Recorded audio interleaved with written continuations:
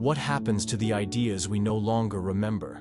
Not the ones carved into textbooks or memorized for tests, but the quiet ones. The thoughts once whispered under ancient skies. The ones scribbled in the margins of lost pages. Spoken softly between souls in passing, then gone. Do these ideas die when we forget them?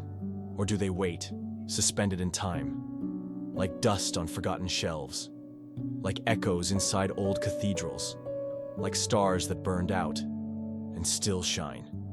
We may not recall them, but that doesn't mean they've vanished. Maybe they're still here, waiting for us to ask again.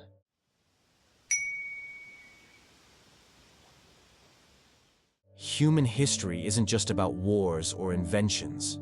It's the story of questions, of doubt, of wonder, of what it means to be alive. Seneca once said, "We suffer more in imagination than in reality." But in a world where fear spreads faster than thought, who remembers? There was a time when philosophers gathered by candlelight to debate time, purpose, the soul. Now we chase likes, scroll feeds, forget the silence between questions.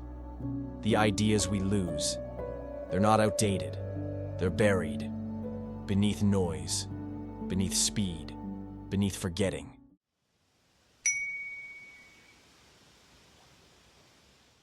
Jorge Luis Borges wrote, "Time is the substance I am made of."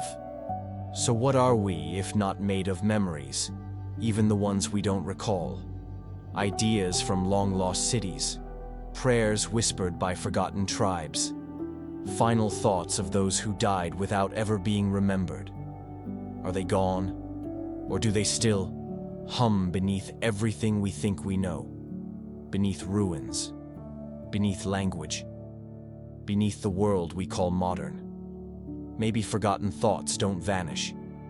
Maybe they become the silence we hear when we truly listen. Somewhere, they wait.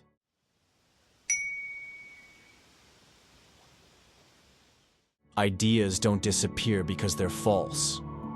They fade because power buries them, fear avoids them, and we forget to carry them.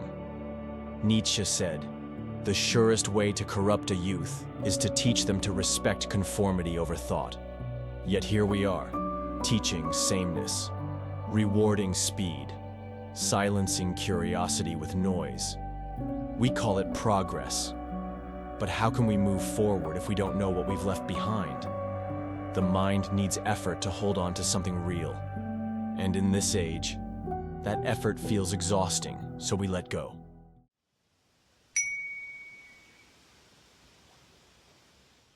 What if ideas don't truly vanish? What if they linger, like light still traveling from a dead star? Maybe they exist in quiet corners of old libraries. In dreams, we wake up forgetting. In the tug of déjà vu. Marcus Aurelius said, "What we do now echoes in eternity." But what they did then might still echo in us. Not as answers, but as gentle nudges to remember. Some ideas aren't loud. They don't demand attention. They wait for the moment we're ready to hear them again.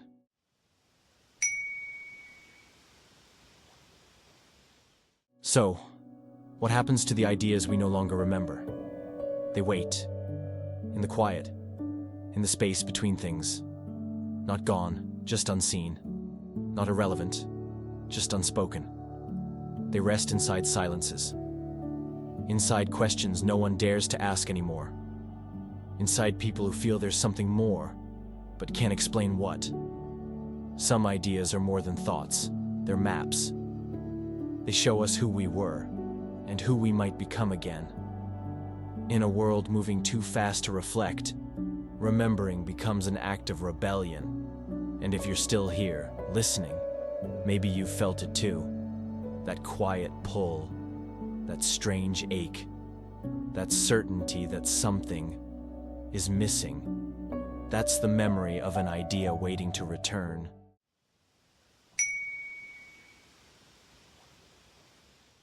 This isn't nostalgia, it's something deeper. This is remembrance. A recognition that the mind holds more than it lets us know. And some thoughts, no matter how buried, never truly fade. The echoes remain. Let's uncover them.